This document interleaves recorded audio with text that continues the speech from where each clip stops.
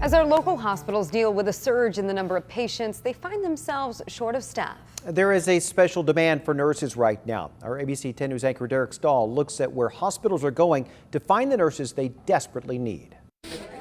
It's not the supply of ventilators, PPE, or medication that California hospitals are most worried about. It's the number of healthcare professionals on hand to run nearly full ICUs. Staffing is our number one challenge. Everyone good? The state is desperately searching for 3,000 temporary medical workers to meet the demand, particularly nurses trained in critical care. California has the most needs in the country right now. It's the number one state that we're seeing needs. So California is definitely being hit the hardest. Sophia Morris is with San Diego-based Aya Healthcare, the nation's largest travel nursing agency.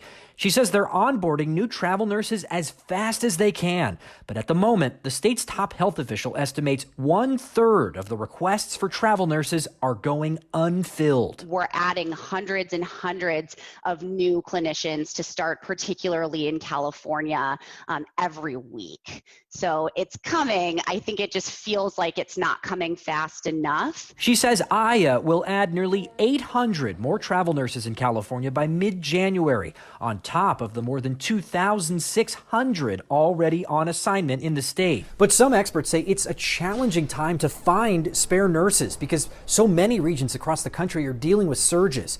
On top of that, the number of registered nurses over 60 has dropped, according to a survey by UCSF, which found that many stopped working out of a concern for their own health. In response, California hospitals are trying to free up staff however they can, including by postponing certain medical procedures. The state has also temporarily loosened some restrictions. Typically, California requires one ICU nurse for every 2 patients. That's been relaxed to 1 nurse for every 3 ICU patients. The state has also shortened the quarantine period for healthcare staff in certain situations from 10 days to 7.